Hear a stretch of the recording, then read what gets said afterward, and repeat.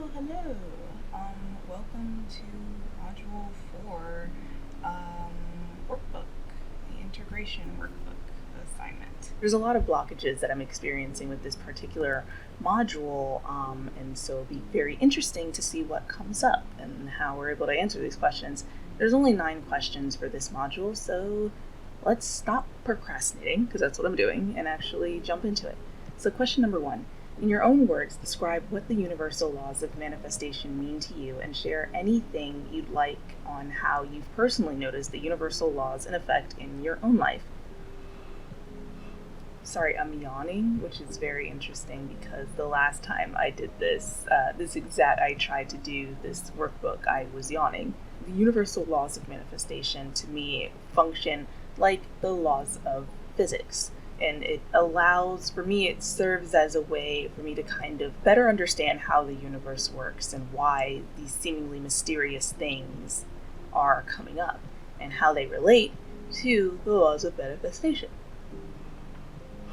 This is a subconscious thing that's happening. People say that yawning is a sign of release, so I don't know what I'm releasing, but here it is. So yeah, and how the universal laws affect me in my own life. I find that the law of patterns for me is huge because I've been running into this pattern for like pretty much my whole life of being unable to finish something and being so excited about this thing and like it being like a hyperfixation and being like, oh my gosh, this is so cool, I'm gonna do this, I'm gonna do this. And as I approach, beginning to potentially get some momentum, just about to get some momentum, I give up, or I stop, or I lose interest. And it's so frustrating. And hearing myself say that, I get so frustrated with myself. I'm so annoyed with myself when that happens. But it's true. The law of pattern shows up because I find that this is where I'm stuck in. I'm stuck in this cycle of just like starting something, putting it down, having nothing to show for all the things that I do. And it's frustrating because to me it kind of feels like, do I just have nothing to show, period? Am I worth anything if I can start all these things or have all these ideas and try to do all these things but then not succeed at any of them? What does that mean for me? What does that mean for my work ethic? I have ADHD. It's frustrating because it's just like, I wish I lived in a world where I could just play and I didn't have to worry about finishing projects. And in theory, I could just be like, well, I don't have to worry about finishing projects. There's a lot of people where like they get to a point where they then don't have to worry. You hear about like all these influencers or like the really super rich people, and they're really nice, like really bright white homes. They're just like recording their lives and they're like, hey guys, my life is really great. And you're just like, wow, sounds good for you. I have work in the morning and I hate my life. Big part of why I never finish anything, or why I start something and I just put it down, is because I'm just exhausted. I never have time to fully devote myself to a thing. The last time I was able to fully devote myself to a thing, I was able to, oh god, it hurts. I was able to get a YouTube channel up to like 30,000 subscribers, but now that I'm working full time, I can't put as much time and effort as I used to into that, and so it stalls, and so I haven't posted a video in almost a year. I'm afraid to look at the comments because I'm just like, it's gonna be all these people being like, where are you? When are you gonna post the next part of this thing? When are you gonna make more content? It's really stressful because it's like I feel like I have to live 2 lives. I'm just stuck in this pattern of this always happening. Picking up a thing, not able to finish it, picking up a thing, not able to finish it. In reality, the reason why I'm not able to finish a lot of things is because it's not me, or like part of it is me. I do need to take responsibility where it is. A big part of it is the fact that a human being can't feasibly exist like that in a place in which they are being 2 people. I am 1 person. I can't be 2 people because I'm 1 person. I only have the capacity to be 1 person. I came in a package of being 1 person. That's like taking a bag of potato chips and then expecting to turn it into 2 bags of potato chips that are like the same weight and size and like could satiate 2 people exactly the same as 1 bag of potato chips could. You can't do that. It's impossible. You can't try to make 2 quality human beings out of 1 quality human being. You're gonna have to sacrifice some things. And for me, the things that I would need to be sacrificing are either my health and well-being or the project itself, or both, because if your health and well-being suffers, then your project suffers too. And if the project suffers, then your health and well-being suffer. As I said before, I'm talking about like this YouTube channel thing, and I'm like, I can't even talk about it without cringing. I think about all the things that I need to do, I should do. Oh my God, what if I don't do it now, what's going to happen? One thing that I've learned is that the voice that is in your head that is coming from a place of lack is your ego, while the voice that is coming from a place of abundance is your higher self. But it's frustrating because it's like the ego has a point. Like, they're not just talking out of their ass here. They're saying these things because they want to be heard and they feel like their needs aren't being met. A big reason why their needs aren't being met is because of the status of society as a whole. And I single-handedly cannot change society. It feels trapped. I feel trapped. I feel like I have to live in this pattern. I know objectively that's not true. If we're speaking from the higher self, in which anything is possible, we live in a world of abundance. I know that I could break out of that, but my ego is here, and she is annoyed and mad, and she hates this world, and she hates herself. To put it bluntly. Yeah. I think that was, there we go. With question number 1, we were able to find out why we were having so many blocks, why there was a lot of yawning, because the body was preparing itself to release a lot of stuff. Now that we're here, we can keep going. Question number 2, in your own words, describe the ego. How does the ego show up in your own life? What do you notice about it? How does it communicate with you? How does it manifest itself into your life? What do you normally do when the ego shows up? And so I talked about this a little bit with question number 1. We talked about my ego, and in this case, the ego shows up in this sense of feeling trapped, as I said before, in this pattern, because it's like, well, I can't change society. What do you want me to do? And the argument then goes, do I change myself? And it's like, well, yeah, I can change myself, but the way that is kind of popping up in my head is not a way that I would want to do it, and not in like I don't feel like it, but it's more like the way that pops in my head. And it's not that I reject this, but it is kind of that I reject this, but it's more just like me talking with the universe being like, I don't want to do it like that, and just being like, and you're gonna have to be okay with that. Which is weird, because I know a lot of people, like when the universe presents something, they're like, okay. I'm looking at that, I'm like, no, next, try it again, no thanks. And that in itself is you, I don't want to say setting up a boundary, like you're setting up boundaries with the universe, but it's kind of like you're setting up a boundary with yourself, You shouldn't have to, and we talked about this with the misconceptions of manifestation, you don't have to be in a position in which everything that you're doing is coming from a place of, is coming from this place of hustle culture, grind culture, in which like you have to overwork yourself, The thing that I was thinking about is if I change myself, it's like my first thought is like, so I have to accept that this is just, the world is like this. I have to accept that I have to put these things into the world. And as I say that, part of me, eases into it a little bit. I accept that a little bit more. It's like, yeah, because we live in a physical world, we're going to need to produce things. If we want to make progress, we're going to need to make physical proof of said project, meaning following through on things we want to do instead of having like a bunch of projects that we're juggling. And then reality is, where the ego is stemming from this, where the ego shows resistance to change here, it's because the ego does not feel supported in this case.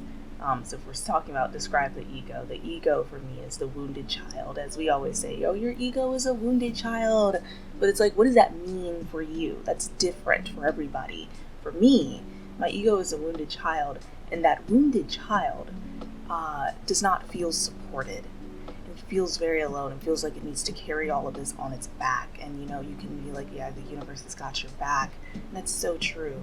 But it's like, just like how I need to show up and put in physical effort in order to get things that I spiritually desire, my ego and my higher self, me, my whole self, is looking at the universe, which is why I gotta be honest. I gotta say, like, I get to points where I'm so mad at the universe because I'm just like, where is it? Where are the things? I'm annoyed. Where are the things? And, you know, like, the annoyance came out right there because I'm being honest. I am so pissed off at the universe. Welcome to shadow work, dude. You think this is fun? This shit isn't fun. I'm doing the same work that you're doing, and it is so infuriating to have to sit here and do this. You know, to have to sit here and do this, but not only do this, but do this. You know, the existing thing, the being on Earth thing is so infuriating, because if we could have a world exist any way that we want, why is it that this is the reality that we're in? Why did we put ourselves here? You know, what was the point? Is it like we're the universe experiencing the universe? We're the universe trying to learn itself? And so, like, a lot of us are sitting here and we're mad at ourselves, both like on a micro standpoint, in the sense that I am mad at myself because I experience the symptoms of ADHD, which make it so I can't follow through. And my ego gets pissed off because it's just like, why do you suck so much? And then I am mad at myself on the macro sense, in the sense that I am mad at the universe. And if we are all one, taking it back to the laws of the universe, is the law of divine oneness. If we are all one, then I am then mad at myself by being mad at the universe on a macro scale, which is doubly infuriating, because it's just like, I'm like, why did you do that? And the universe is like, you mean you? Why did you do that? And I'm like, I didn't do shit, man. I just got here. And the universe is like, exactly. And who put you here? Me, bitch. You know, from different aspects, it's all the universe just experiencing itself, which is really trippy. And to get really dark, for the sake of YouTube, we'll say part of me gets into places in which I'm like, if this is the case, if Earth is so trash, to put it bluntly, if Earth is so trash, then why don't I just blast off into outer space? As a euphemism, you know? You experience this sense of frustration and infuriation with both yourself and the universe, because you're like, what do you mean I have to stay here? What, I don't want to be here. This sucks. You know, that's your ego. This sucks. I hate it here. You want me to stay here in this place? I didn't decide to make the world like this. I didn't decide to invent capitalism. I didn't invent the 9-to-5 work week. I didn't invent work in general, like labor and shit. I didn't make that up. Collectively we did, and I'm participating in this, but it's because we have to. If you don't participate in this, you do not have a roof over your head, you do not have food on your table. This is done in order to force you to do this. This isn't a choice. You have the illusion of choice, or you do have a choice, but the choice is trash. What are you gonna do? You can either go to work and want to blast off into outer space because you don't align with said work, or you can starve and not have a roof on over your head. I've had friends tell me that you should disassociate while at work, and that you know, doing that can help with your mental health. That's not okay. Not the fact that they're doing that. That's a survival tactic, and that makes sense. But the fact that we have to do that is not okay. Yeah? No, it's not good. I'm on huge tangents here, but this is part of, like, your subconscious is taking you places. It's trying to dig up things that you need to process. And when you get on these tangents, you're channeling, because you're not thinking so heavily on what you're saying. You're just letting words vomit out of your mouth. A similar way of doing that is automatic writing. If you've ever tried that, where you just get a pen, get some paper, and you just start writing. Don't think about what you're writing, just write. What is it saying? What is it saying? It's like you're channeling through your hands. You can also do it through typing. I've done it through typing. I prefer it through typing anyway. But yeah, so allow yourself to go on these tangents. So I know I'm going on tangents, but allow yourself to go on these tangents. If you're working on your own workbook and you're like, I feel like I'm rambling, that's okay. This is your workbook. You can ramble. If you're sitting here and you're watching me and you're listening to me as you do things around your house, hello, hi, I'm here. I'm rambling. Hey, you know? So yeah. So when we're talking about the ego, how does it show up? How does it communicate? What do you notice about it? I notice that my ego is mad at all times. She's mad. She's hurt. She's in a state of despair. And that translates into anger, because the anger makes it feel nicer, you know? Not in the sense that like it it's coming across nicely, but it makes it less of a big deal, you know? It's a lot easier to be like, man, I hate it here. This sucks. This is butts, you know, to take like a 5-year-old, angry 5-year-old, me, this is stupid. Me, you're a doo-doo head. As opposed to saying, I am trapped in this reality until I die. I feel like the only way that I can escape this is if I die. And that in itself is messed up. Why am I not allowed to enjoy my life? Why is it that I come into this world and all of these things are happening around me and I feel very helpless and powerless to all of these things? Why do I have this condition, the ADHD, the depression, the anxiety, all of these things? Why is my neurodivergence in such a way that I am not able to be a part of the normal world, you know? I wouldn't love, but it would be way easier for me, let's say that. It would be way easier for me if I were able to assimilate into a 9-to-5 work life. If I were able to pick up a job and work it for the next 30 years until I retire and do great. If the things that I enjoyed, the things that bring me, that spark joy for me, you know, that really help boost my excitement, you know, that make me excited for life. The things that made me excited to live my life were something that I could achieve in work, you know, or that I could do every single day and get fulfillment out of that thing that I could do for majority of my day, that I don't have to feel like, you know, because I could do this every day if I wanted to, on the side as a hobby, but that belittles it, you know? That makes it go, oh, so this is a thing that you can do for maybe like 15, 20 minutes a day, but the thing that you should be doing for 8 hours a day should actually be this thing.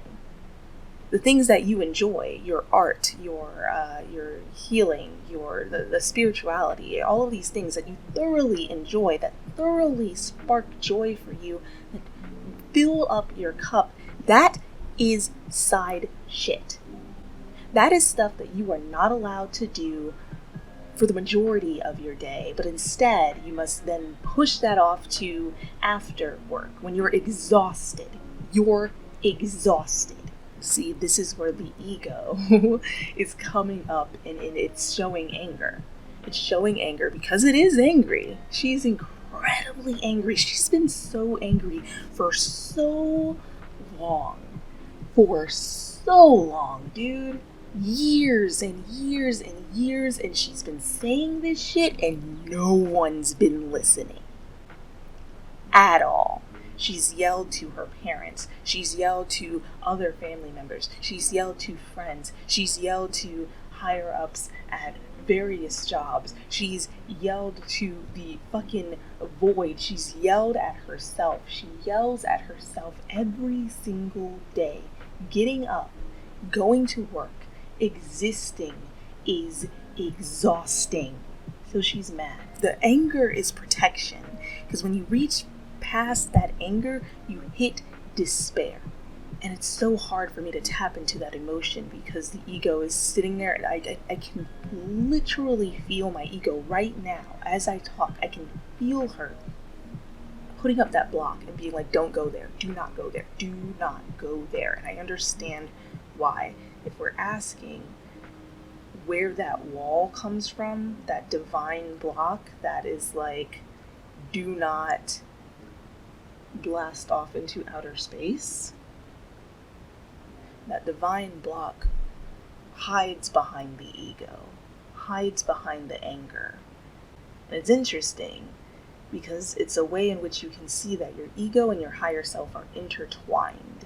They're intertwined with each other. And so my higher self has this blockage that allows myself to not blast off into outer space. And that blockage manifests itself in the ego's anger. And the interesting thing is, as my ego is putting up the anger, my higher self, I can literally feel it coming in. I can literally, it felt like a warm, sort of syrupy, sort of like a warm syrup that, interestingly enough, is cooling off the anger. Even though it's warm, it's cooling off the anger. It's easing that, and it's allowing me to tap into the despair without it being something that would cause harm. Okay, so when we're looking into the despair behind the ego's anger, she thinks that she's here for the rest of her life. She thinks she's here for the rest of her life, and that there is no escape. That this whole thing that she's doing is fruitless. It shall remain fruitless. There will be nothing that comes from it. And that reality of the situation is this is all just a pipe dream. And the fact that this is all just a pipe dream just means that I'm going to be sitting in an office for the next 30 years of my life, and if I'm being honest, I don't think I could survive that long without blasting off into outer space.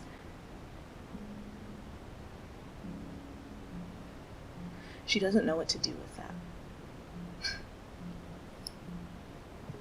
She doesn't know what to do with that. Because it's just sitting there like, okay, what are you going to do with that? So what? What do you do? What are you doing? What are we doing? What do we do? You know, where are we going from here? Where do we go with that? So all this stuff just happened. Where are we going? Where are we going? Where are we going? Oh my god. So there's that. How does it manifest into your life? My ego manifests into my life through fear. What do you normally do when the ego shows up? I let it cook. They got something to say. I let it say the shit. I lean into it. I'm like, preach! Tell them! This is bullshit! You know, the ego's like, this is bullshit. I'm like, girl, who are you telling? This is some bullshit. Then I get mad. The option is to get mad or lean into despair. It's like a ball coming down a tunnel, and the tunnel breaks into a Y, and one side is despair, and the other side is anger, and the higher self is the one who always makes sure to hit it towards anger. So the higher self says, you have a really big ego. I'm a Leo. Hello. Top tier. Great protector. It's doing its job really well. My higher self is like, listen, bitch, you might be top tier ego, but like... listen, you don't know who you're dealing with. So I'm going to be here in the background while you're being really loud and up front and in your face. I'm going to be here. I'm always here. I'm always helping out. You don't see how I'm kind of intertwining myself into you, but I'm here. I'm helping. I'm here. And the higher self allows the ego to exist. The ego hates itself. The ego hates you. Not in like it genuinely hates you, but it's trying to protect you, but the way that it's trying to protect you can come from a place of hate. My ego will look at myself and it'll be like, you are so stupid. You suck. You're a piece of shit. You should blast off into outer space, you know? That's how my ego shows up. My ego also shows up, like I said, in fear. And part of that will stem from insulting itself, but it's doing that to protect itself, you know? It's doing that to try and protect me, because it's like, if somebody says something or gives me a critique, I need to then beat myself up and belittle myself, because if I beat myself up, tear myself apart like that, then I become a martyr. And that makes me feel better about the situation, you know? I can be like, yeah, you're trash, you suck, you're the worst. Then I sink into depression, which is better than taking accountability for things that I can take accountability for, because saying that hurts. Like, I have to be accountable. And again, that leans into the root need that my ego needs help. I'm hearing it, that the ego needs help. It's angry at the world. It's trying to beat itself up to be pathetic, you know. Baby animals, they evolved to have these very wide-eyed, like, cute looking features. Cuteness is a protection mechanism. If you look at something like a little puppy, a little kitty, you have the instinctual urge to protect it because it looks like a baby. It's a baby. Protect the baby. My ego beats myself up and belittles myself so I can then, translate that out into the world, and I can look around and I can talk to people and I can be like, I feel horrible. I feel like I want to blast off in outer space. I feel this, I feel that. And people go, oh my gosh, how can I help you? And you're like, thanks, I need help. The reality of the situation is you could take the ego's need and address the root need as opposed to trying to lean into the way that that the ego is trying to assert its needs, because it's not doing so in a healthy manner. You could, instead of beating yourself up and talking all this trash about yourself, you can then go, okay, hold on. Let me reach out to somebody. Hey, I need help.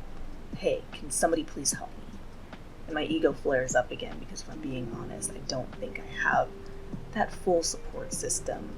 They're not directly around me. I'm not currently in contact with them, which the ego is annoyed about because, like, well, you're never going to get in contact with them. And the higher self is like, well, I mean, you can. That's the next step. Let's try and get in contact with some people who can support you. And the ego's like, well, that's going to take time. And the higher self is like, yeah, we live in a reality in which time exists. And the ego's like, well, why the hell are we here? And the higher self is like, that's not what we're talking about right now. Let's talk about question number 3. So reflect on a past experience where you let your ego take the wheel and make the decision. This could pertain to a financial decision, relationship, a career choice, etc. Notice what came up for you, how you felt, what sensations came up, what thoughts you had, and the energy you were in, and then reflect on what ended up happening. Interesting. Yeah. So, I hate saying this because... Okay, so I'll talk about it. We'll be vulnerable. Okay, so I would say the way in which I let my ego take the wheel on a decision is when Unicult and Ghosty and Paisley went to Mexico. I was just in this thought of lack, I wanted to go. And, like, I had the finances, I could go, I could hop on a plane and just pew pew go. In my head, I was, like, holding myself back because I was like, yeah, but I don't have enough time to take off work. I can't take off that much time off work. I don't have enough time, And the reality is I had a lot of time. I could have taken it off. I could have went. And I had a lot of processing I needed to do, And does it suck? Yeah, but I ultimately don't regret it at this point. Or, like, not fully. Of course, like, there is regret, but I think there was a lot of processing that needed to happen. I deal with FOMO so much.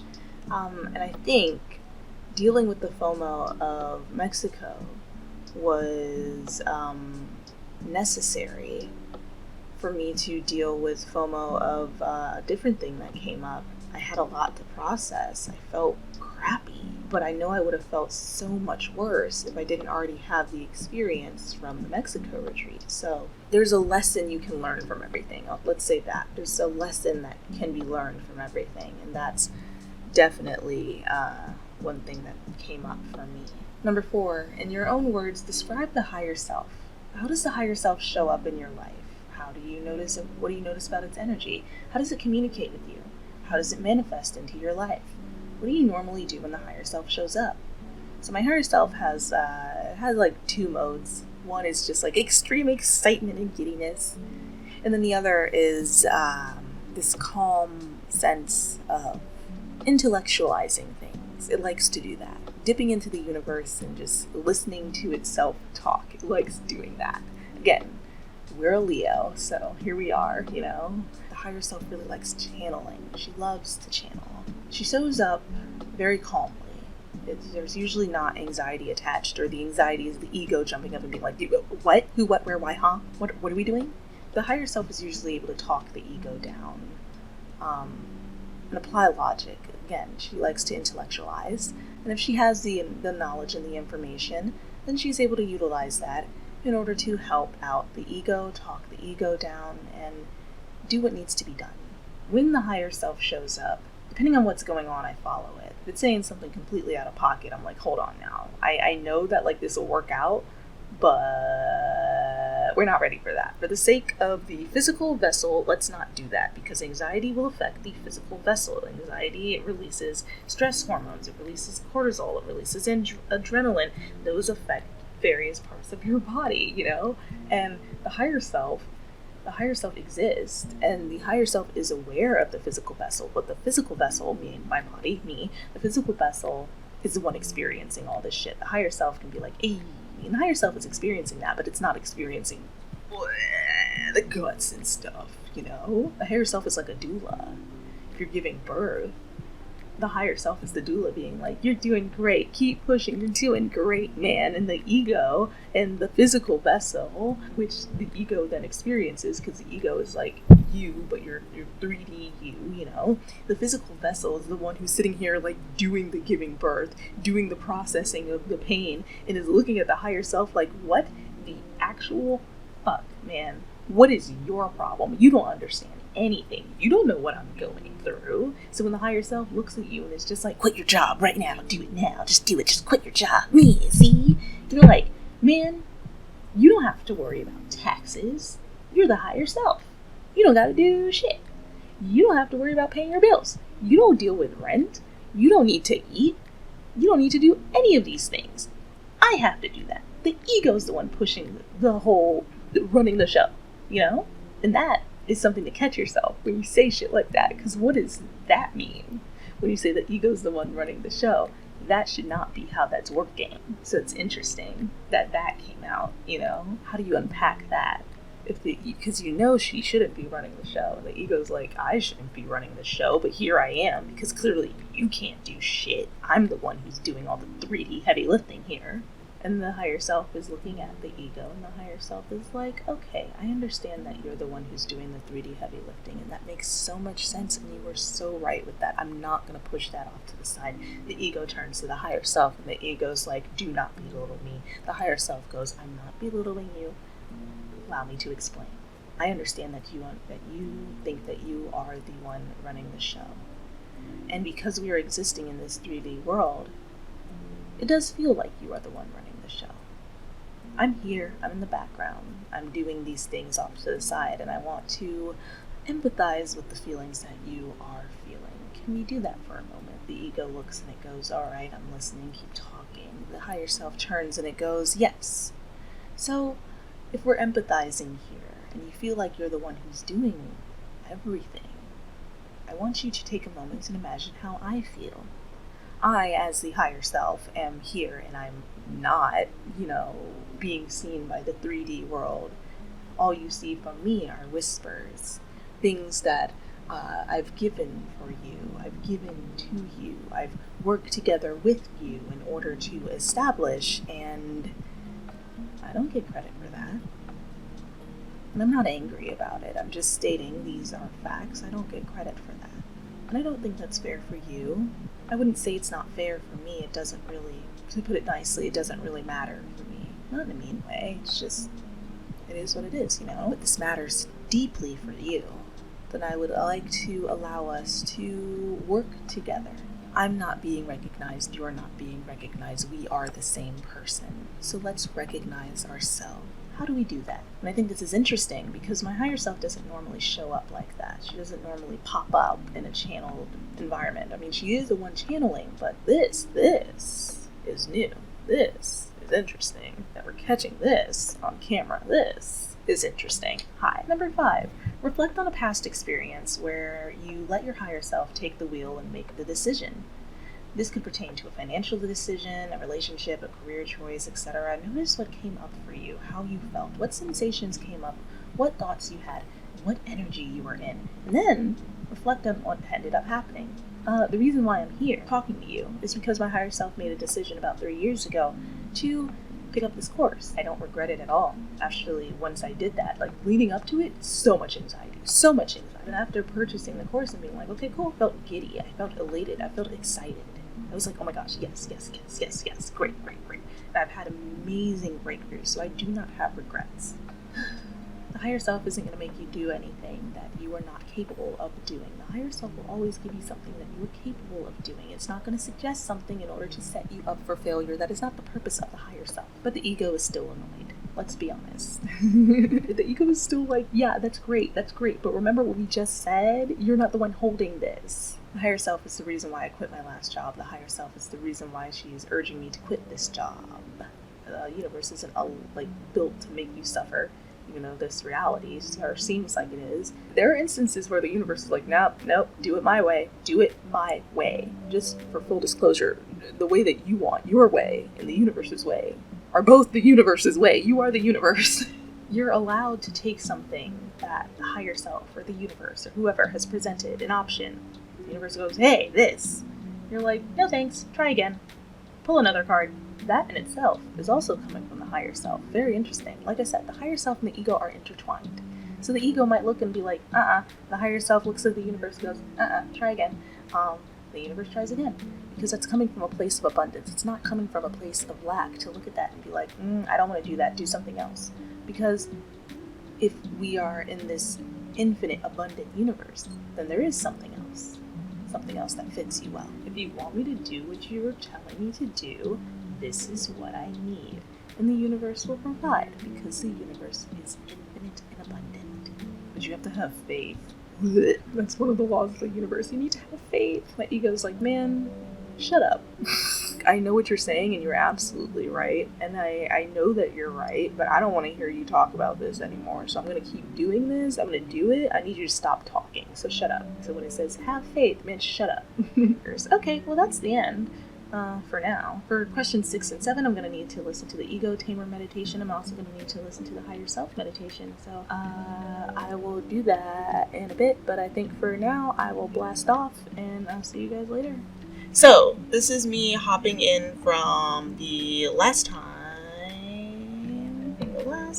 finishing up this homework. I'm actually really proud of myself that I did this, because like I said, I had a huge block towards this. I just finished doing the Ego Tamer meditation and the Higher Self meditation, and so these are my findings. For number 6, it's listen to the Ego Tamer meditation, and then come back and share what happened. Write down what you experienced, how you felt before the meditation, and how you felt afterwards. Any new insights that you picked up are welcome to be reported on here too.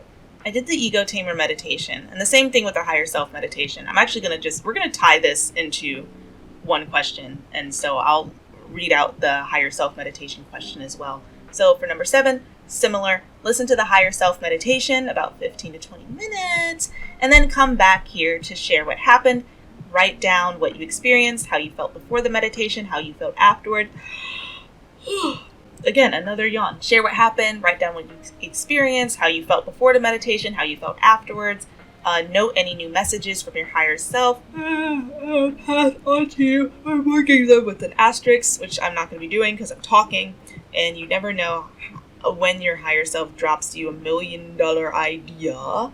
After all, it's a hotline to the divine. This is where your intuition comes from. So yeah, I'm going to talk about both of them, the Ego Tamer meditation and the Higher Self meditation. And so I'll start with the physical standing portion, the physical aspect of the meditation, in which we had to, stand up and take a look at different parts of our body. The thing that really spoke to me, or the part of my body that I really wanted to pay attention to, was my knee, particularly my left knee. I had an injury a couple years ago in which it kind of put stress and strain on my knee. As a result, whenever I'm in a job or something in which I am sitting down all the time, like the job that I'm in currently has me sitting all the time. It affects my knees because you really shouldn't be sitting that long. It results in my knees feeling creaky and living a lifestyle due to being in an office that is detrimental to my lower body joints, and my left knee in particular is going to feel that harder because that knee had an injury.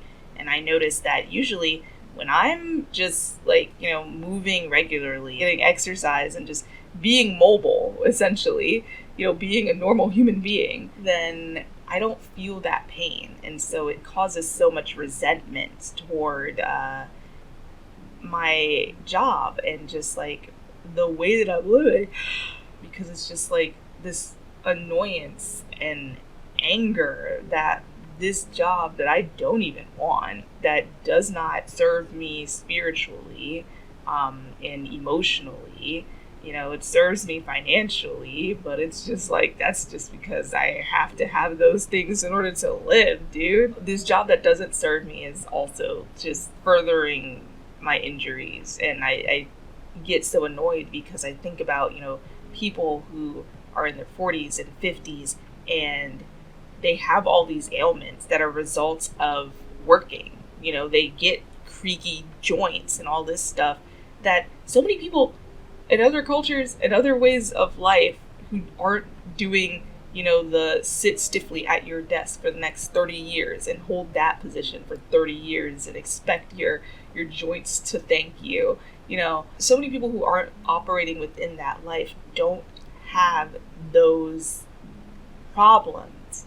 They age so much more gracefully because they're not subjecting their body to what is essentially torture every single day in order to get your basic needs met, your food, your water, your shelter. And so within the first part of the meditation, I was sending, light towards that part of my body. And so yeah, that was kind of how it started. And then when it kind of moved towards, do any sort of motion, anything to kind of get energy out. I was kind of doing stretches. I was doing lunges.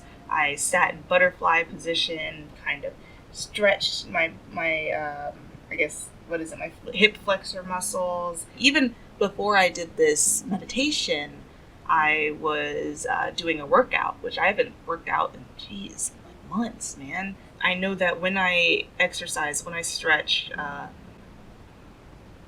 the issues with my knee tend to go away, but I feel so resentful because I want to live a life where I don't have to do all of these things, because the thing that I do as my day-to-day is putting my body through harm. There's a difference between working your body, like through athletics and sports and something, where it's like you're working your body, but ultimately your body's getting stronger. Here it's like my body isn't even getting stronger from this. I'm literally just atrophying my body. My joints are just breaking down. That sucks. And it really annoys me and pisses me off because it's like, I didn't choose this. I chose it, but I didn't choose it because I'm like, yes, this is totally what I want to do. I chose this job because I need food to put on my table, and this was a job that was hiring, and the job that I was coming from was toxic. Yeah. The frustration of just like, am I ever going to be in a position in which I'm not in a toxic job, or a toxic anything, and I just enjoy my life, Which is frustrating because it's like, oh, well, to enjoy your life, you just need to decide to enjoy your life. And I'm just like, man, shut up, man. There are things that are actively happening that are really affecting that. And they're like, well, don't let it affect you. And I'm just like, bruh. Within the ego tamer meditation, when we kind of moved on to lying down, I saw my ego come out, and my ego was my child self, but she didn't look exactly like me as a child, particularly because when I was a child, I had a perm in my hair, so my hair was straight. And so my hair was straight, but in this particular meditation, my hair was in like two little puffs, poof, poof. And she came out, she's like, hey, we just had a conversation. And I repeated all of the things that that the meditation had kind of explained for me to repeat. And she was annoyed. She was annoyed. But she wasn't annoyed in the sense that, like a bitterness. But it was just kind of like, what the hell is this, man? Piss poor deal that you laid out for me, talking to my higher self, but just being like, this sucks. And my higher self kind of looking at her and being like, yeah, I know. This does suck. This is shitty. This is trash. Man, what are we going to do? And we just kind of sat with that for a little bit. There wasn't a crazy amount to talk about with this one, just because we had a whole conversation even before I knew that this is what the ego tamer and the higher self meditation was for. We already had a whole conversation, so we're like, yeah. We just kind of hung out for a second. Going into the higher self meditation, the higher self meditation was interesting because they were like, speak to your higher self. Listen to what your higher self has to say. I'm like, what are you talking about? I thought I was the higher self. Now I'm the ego, or who am I? It's this Schrodinger's cat situation that you're in, where it's like you're your ego, you're your higher self, you're both, you're neither at the same time. An egg in each basket of that being the higher self and the ego. You have one egg in each basket. But yeah, so listening to my higher self, I was like, okay. Another Unicult member, Pan, while we were in the Discord call, like in the video chat chill zone, goes, you're actually really good at talking off the cuff. And I was like, what are you talking about? I ramble so much. I feel like I'm not making any sense to anybody. Higher self was like, you should do more. You should do more of that. Do that more. Try that out for size. Just talking to the microphone. Whatever.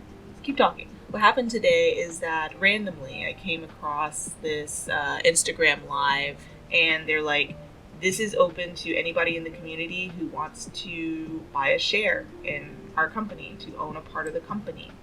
And I did. I bought a stock, and my higher self was kind of like, hey, you should do that. And I was like, and I had anxiety. I was like, oh, I don't know. But also I know that if I want to move or do anything with my life, I'm going to need to do things that scare me. And so I did it. I didn't call my mom until afterwards, because I have a habit of calling my parents and like kind of trying to rationalize with them and being like, okay, this is what I want to do. I'm thinking about doing it. I don't know. Should I do it? Waiting for a response, waiting for the approval, because that's how I was conditioned. But I'm not attaching myself to that investment. I'm following what my higher self was like, hey, you should do that. And then afterwards I was like, cool, we did that. All right. It was a lot of growth to get to that point. This wasn't something that just happened out of nowhere. I have made like financial risk like that before, and I've seen payoff. In this case, I invested and I didn't feel giddiness, but it was more kind of like okay, we did that. And I think the big reason why that happened is because as you listen to your higher self, your spiritual vessel begins to expand. You start to get used to things like that. When you give without expecting, things will come tenfold. Those are like the biggest takeaways that I got from doing the meditations. Definitely calmed down my ego a bit. Like I said, she's angry all the time, angry at the world, angry at the life that she's living, all of that stuff. And to have a moment to kind of give my ego a bit of attention in the manner that's not like babying her. Because when you baby someone like that, it might be helpful for you. But for me, because I have so much anger, it feels like in babying myself, I'm negating the anger that I'm feeling. When you talk to somebody like they're a child, they're looking at you, they're like, no, I have the words that I'm saying have merit, and the experience that I'm experiencing are serious, and I am an adult, and I need you to treat me as such. You can treat me with a sense of kindness that might put me in that childlike state, without literally treating me like I'm a child and that I can't support myself. Because that was the whole thing that my ego was yelling about. It's like, I feel like I've just been supporting myself this whole time. So clearly, she can at least try to support herself. You can't hold that for a very long period of time, but you can hold it. You can. So yeah, she is definitely in that space of supporting herself and has gotten us to a certain point. You're leaning on your ego so heavily. You got to give your credit where it's due. So treating her with kindness and respect and not going super hard on her, but at the same time not talking to her like she's a literal baby. Yeah, you don't need to talk to your ego like that unless that works for you. Whatever works for you. I think those are the main things that I have to say. I'm going to go to bed. It's really cool that I was able to finish this. And yeah, good night, y'all.